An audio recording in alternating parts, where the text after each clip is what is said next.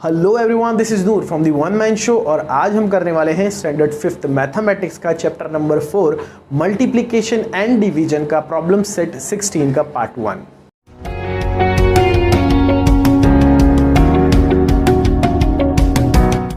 आइए दोस्तों शुरू करते हैं problem set 16 of practice set 16 का part 1 of multiplication and division. एक बार क्वेश्चन पढ़ लीजिए, क्या है, सारे के सारे वर्ड प्रॉब्लम्स है। पहला question is from a total of 10,000 rupees Anna donated 7,000 rupees to a school. Total amount था 10,000 रुपीज, ठीक है। तो यहां पर मैं लिखूंगा टोटल अमाउंट, ठीक है। Total amount was 10,000 rupees, okay. जिसमें से कुछ अमाउंट डोनेट हुआ, डोनेटेड अमाउंट वो कितना है देख लेते हैं। 7,000 जो अमाउंट था वो इसमें से डोनेट हुआ, ठीक है। तो रिमेनिंग अमाउंट कितना बचा,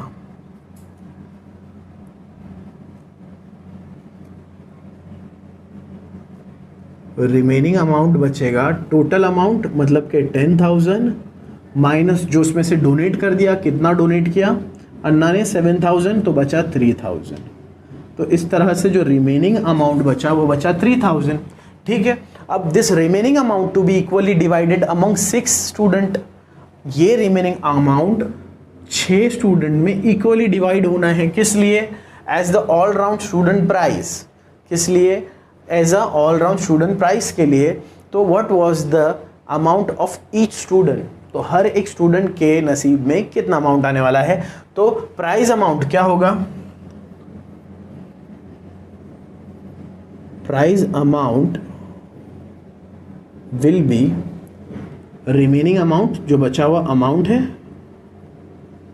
रिमेनिंग अमाउंट। और इस अमाउंट को इक्वली डिवाइड करना है किन में? स्टूडेंट्स में। तो यहां नीचे लिखूंगा number of students, number of students, ठीक है। तो रिमेनिंग अमाउंट है कितना फ्रेंड्स? It's 3,000 only. और नंबर ऑफ स्टूडेंट्स कितने हैं? 6 है।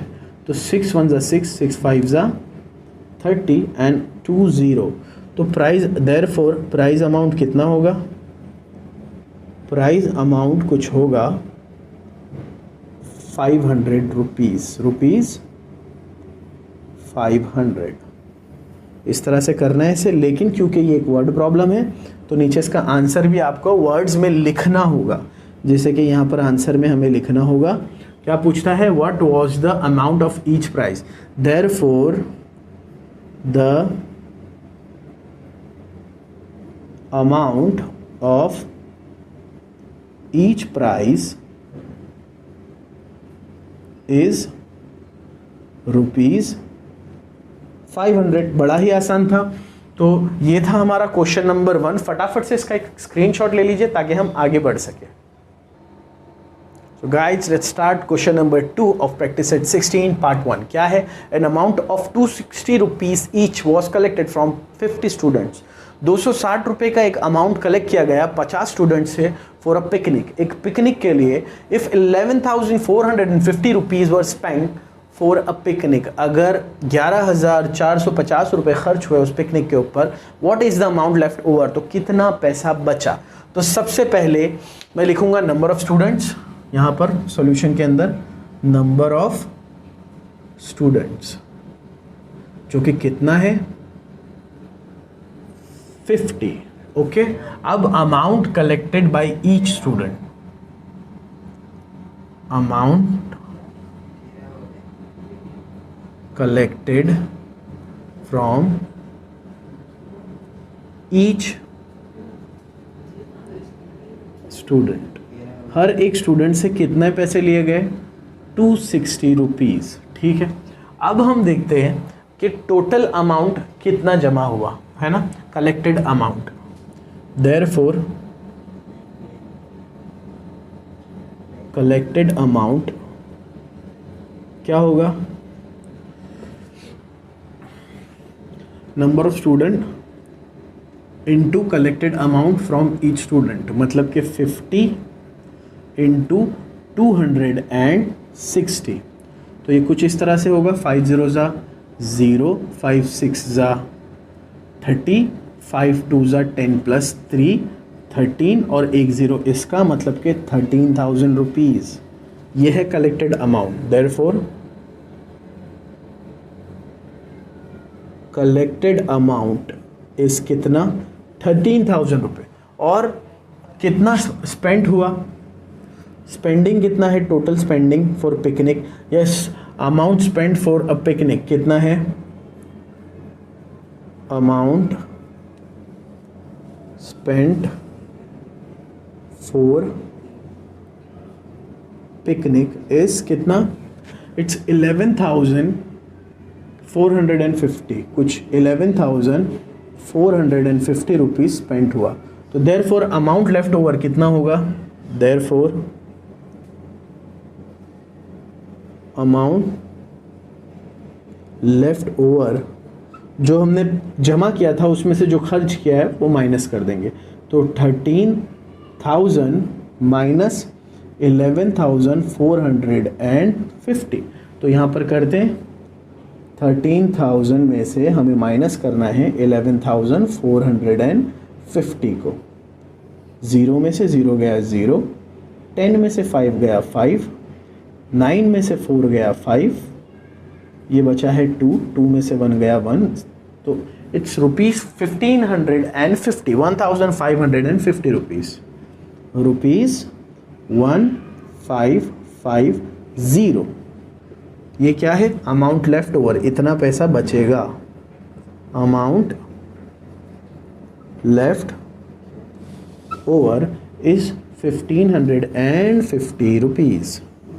तो यहाँ पर हम लिखेंगे, क्योंकि ये एक वर्ड प्रॉब्लम है, what is the amount left over, therefore amount left over is rupees 1,550 और 1,550 रुपीज़। तो दोस्तों ये था क्वेश्चन नंबर 2। सबसे पहले आप इसका एक स्क्रीनशॉट ले लीजिए, फिर हम आगे बढ़ते हैं। आइए दोस्तों शुरू करते हैं question number 3 of practice set 16 and part 1 का आखिरी क्वेश्चन। बाकी के 3 क्वेश्चन हम अगले वाले पार्ट में करेंगे। क्वेश्चन पढ़ लीजिए क्या है। A shopkeeper bought a sack of 50 kilogram of sugar for 1,750 rupees. As the price of sugar fell, he had to sell it at the rate of 32 rupees per kilo. How much less money did he get than he had spent? मतलब कि a shopkeeper bought a sack of 50 kg of sugar.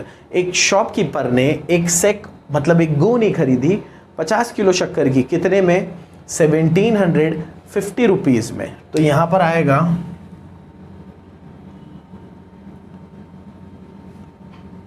Shopkeeper bot, पहले खरीदा है ना 50 kg sugar eight कितने पर, 1,750 rupees पर, ठीक है। उसके बाद में सेल किया, क्योंकि शुगर का प्राइस गिर गया तो उसने सेल किया। तो शॉपकीपर सोल्ड या sell, what sell, sugar 1 kg sugar at 32 rupees, 32 rupees. अगर 1 kg शुगर 32 पे बेचा है तो टोटल कितना है, 52 kg, therefore 50 kg, therefore 50 kg sugar कितने पे बिका होगा, 50 इंटू 32, ठीक है। देखते ये कितना होगा, 5 2 ज़ा 10, 5 3 ज़ा 15 प्लस 1 16 और ये एक 0, इसका मतलब 1,600 में कितने में बिका, 50 kg शुगर बिका है 1,600 रुपीज़ में। कितने में बिका है, रुपीज़ 1,600 में। तो फिर उसने कितना लॉस किया, therefore loss of shopkeeper, therefore loss of shopkeeper, उसने जितने में उसे ख़रीदा था, कितने में, 1750 में, और टोटल बिकते बिकते उसका कितने में बिका, 1600 में। तो उसको लॉस हुआ है 1750 रुपीज़ का। जब मैं इसमें से माइनस करूँगा 750 रुपीज़, राइट, 150 रुपीज़ का। तो मैं 1600 को अगर मैं माइनस करूँगा तो इट विल बी 0510, तो इट विल बी ₹150। यह है लॉस ऑफ शॉपकीपर। इतना कम पैसा कमाया उसने जितने में उससे ख़रीदा था उसके हिसाब से। मतलब मैं यहाँ लिखूँगा देयरफॉर ही और the shopkeeper how much less money did he get than he had spent. Therefore he get ₹150 less, है ना, than he had spent, then he had spent।